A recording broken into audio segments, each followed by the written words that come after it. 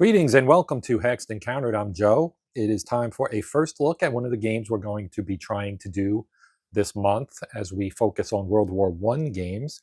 That is Guns of August Deluxe Edition. This is designed by John Gorkowski and Grant Wylie and published by Worthington. So let's take a look at the back of the box real quick.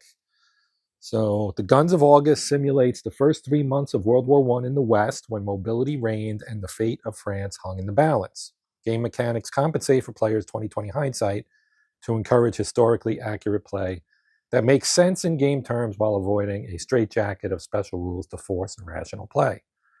Players maneuver corps and divisions through 9-mile-wide hexagons in turns that span 3 days each. Chit pull activations, along with modest movement allowances, generate a highly interactive game. Combat uses artillery and rifles to reveal the comparative strengths of the opposing armies. Optional rules for variable setup and fog of war counters shroud the game in uncertainty and increase replay value.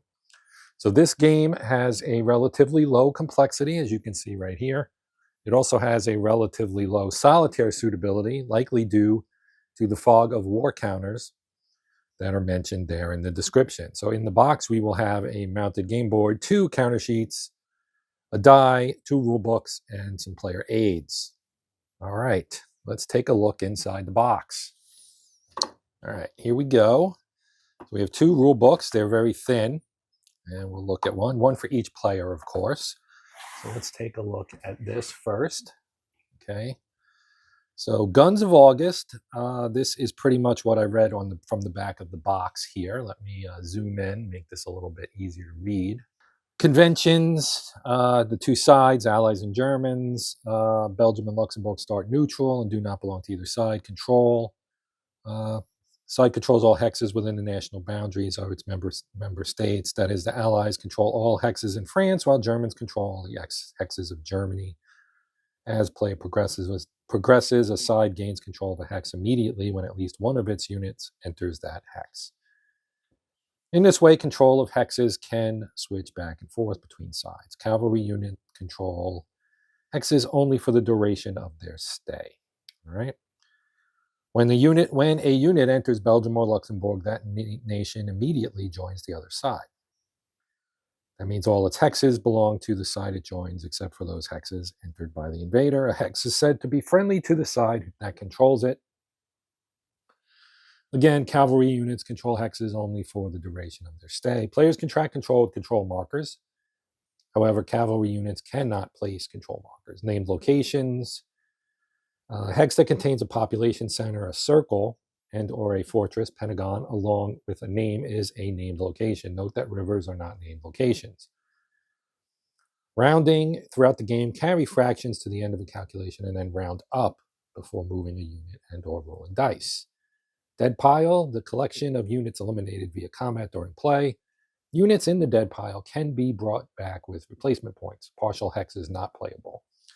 It is a 27-turn game. Each turn represents 3 days of real time. First turn begins on August 3rd. Each turn is divided into the following phases. Reinforcement, or replacement and reinforcement phase, the chit pull phase, German activation of movement and combat, Allied activation, movement and combat. Pretty straightforward.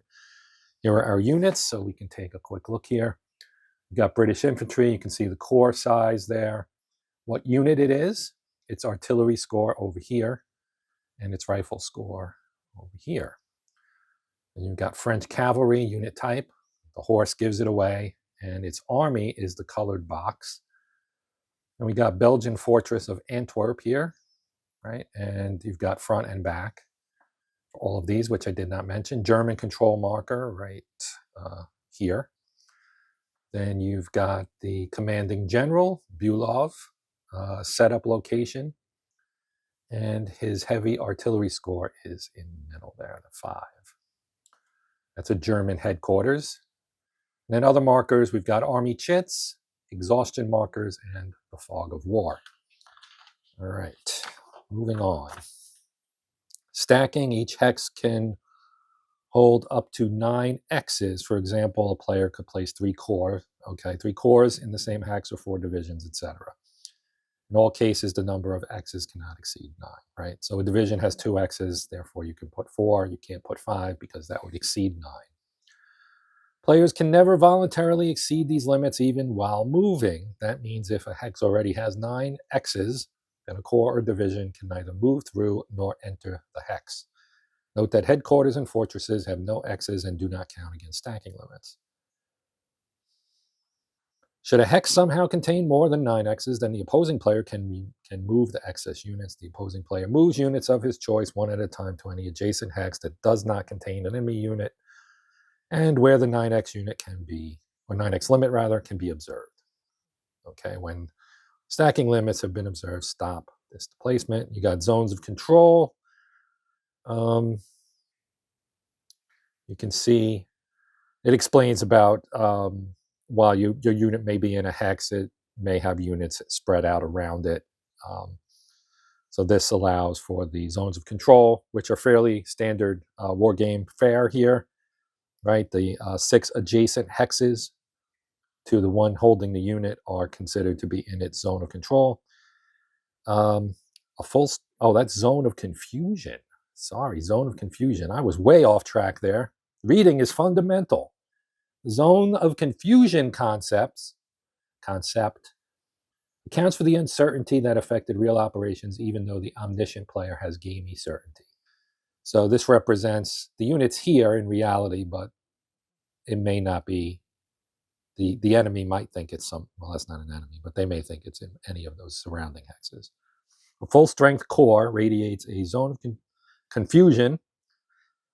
That Zoc thing is throwing me off, man. It's a zone of confusion into every adjacent hex around the hex it occupies. Reduced strength, core, or division do not have a zone of confusion. Okay, it costs 2 movement points to enter a hex in enemy Zoc. So in that case, it kind of works like an enemy zone of control. After a unit enters the Zoc of enemy cavalry and has paid the 2 movement point penalty, that cavalry corps can immediately fall back 1 hex in any direction, so long as it does not enter an enemy-occupied hex. However, this voluntary retreat is not possible if the stack that entered the cavalry corps Zoc contains at least 1 cavalry unit itself. Okay, so cavalry can react by bouncing, basically, to get away from an adjacent enemy unit, as long as that enemy unit doesn't have cavalry, which would obviously be able to pursue. I'm assuming that's what that is all about. ZOC has no other effect on play. Doesn't inhibit supply, nor imparts hex control, nor impedes retreat. Okay. So it's only cores, and it has the rules as laid out there. That's interesting. Fog of War. A player may not examine an opponent's stacks until the die is rolled in a battle that it includes. Players allowed 1 examination per roll and only against the stack or stacks he is combating. Okay. Initial setup. Allies set up first. Various fortress units in Belgian 3rd and 4th Division set up in hexes indicated on their counters. Place each headquarter on the hex indicated on its counter. And you've got mobilization. As the game progresses, units are free to act, and new units arrive or depart according to the following schedule. And you've got game turn stipulations here for, you've got British and German reinforcements at the bottom.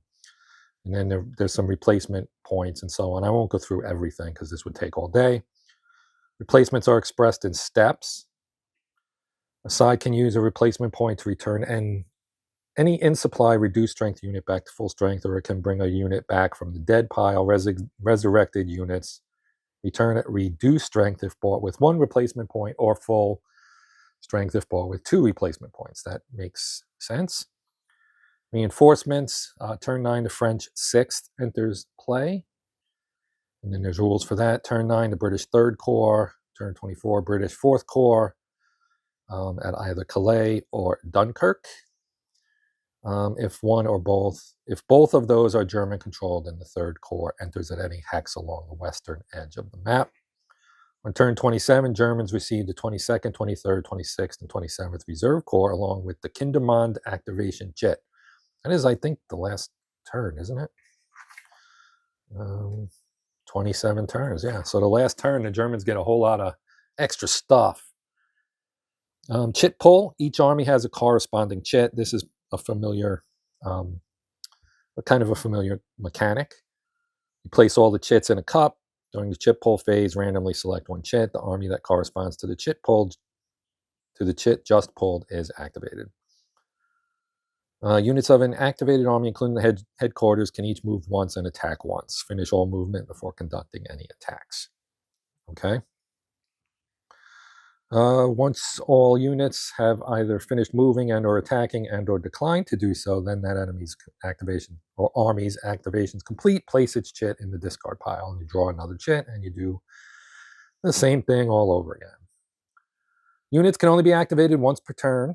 Only units of the currently activated army can move and attack.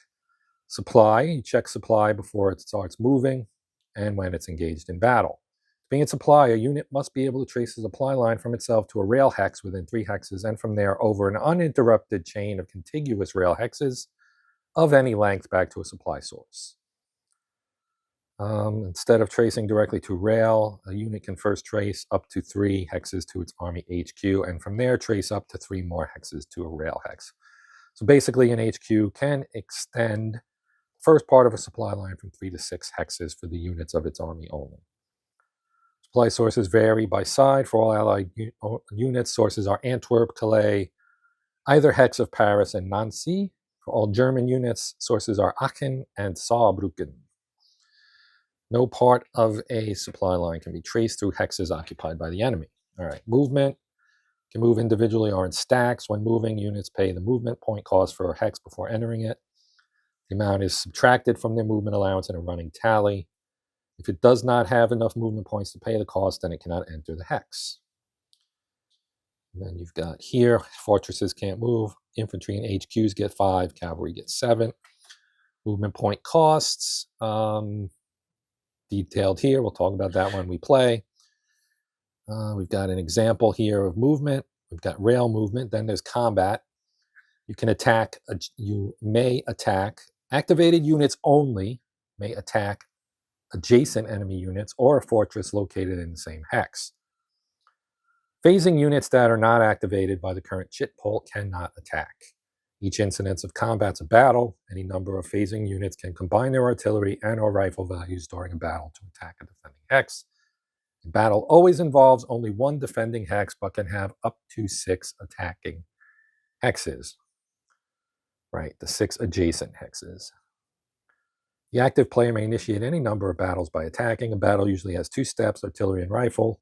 Once started, a battle cannot be stopped. The player cannot call it off after a successful or dismal artillery roll. However, if the artillery attack vacates the defending hex, then there will be no rifle step, and the attacker may automatically advance into the former defender's hex. Circumstances can reduce rifle and artillery scores. All are cumulative. We've got exhausted, out of supply, attacking across a river, defending in a mountain. Then you go through the artillery. Here's an artillery table. 0 means no effect, S means suppressed, and 1, defending force must lose 1 step. So you can see over here, odds 6 to 1. If you roll 4, 5, or a 6, you get a suppression and a 1 step loss. And you've got a similar thing here for the rifle table, except here we get 0 E, which means exhausted, and that can be the attacker or the defender. Attacker's listed first here. And then 1 and 2, the affected side must lose 1 step or 2 steps. So again, it's attacker / defender. So if you're attacking at bad odds and you roll a 1 or a 2, you lose 2 steps and the defender loses nothing. Then you have losses rules, retreat rules. OAO, offensive à outrance, maybe. At the start of the game, the French suffer from offensive à outrance. I do not do French. OAO requires all French artillery and rifle attacks be moved 1 column to the left. So that's kind of their sluggishness, I guess, at the start of the war. Perhaps. Fortresses, rules for fortresses. Then we got victory conditions, optional rules, and then our scenarios. So scenario 1 is Mons, 1914. Then you've got the Marne, Ypres, and another one for Ypres. Okay, design notes, and that is the rule book. Let's move on. Here is our counters. So there are 2 counter sheets here. Let's see if this is a bag I have to rip to open. It appears it might be. So I'm not going to open this right now, but we'll take a quick look at some of these. So from what we saw about what the units mean and so forth, you can see some of these units here. We've got rifle units right at the top there of the British. We've got some cavalry right here, control marker. Then we have some Germans, a whole bunch of them. I'm guessing these are probably fog of war counters, right? If I remember correctly. And then you've got your army markers as well, and your exhausted markers, and your movement point allowances. This actually punches out. That's an interesting use of a counter sheet, which is cool. And apparently there are 2 of those. We've got our artillery and rifle tables on this one. And then this is the back, and these are the French units, as you can see. So this would be the back. And the back of the other units would be much the same. There's the OAO attacks. And we've got the Belgian forces down here as well. So, and the turn marker. So that's that. Now let's take a look at our map. I may need to, yeah, this is, well, it's not giant, but it's not tiny either. So I will zoom out so we can see this entire map. Or maybe, I'll zoom out. Okay, this may be the best I can do. So we have the top part of the map here. You can see the top of the map is right along here. Here's our turn track. So our game is going to run from October 3rd down to October 22nd. Our 27 turns here. We have a records track along this edge. We've got game turn stipulation info right here. Of course, the game's logo.